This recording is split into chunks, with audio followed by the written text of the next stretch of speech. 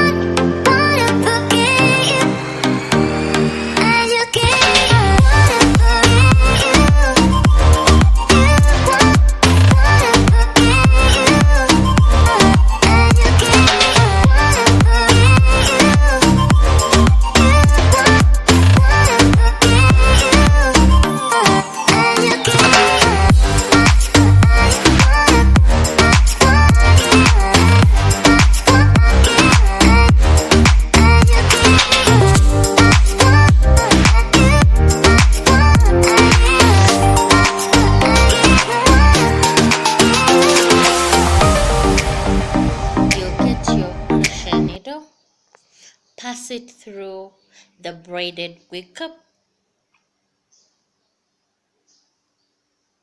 Put on the pre-braided hair and close the larch and pull it back, and then open, and then at the tail of the pre-braided twist out, put it into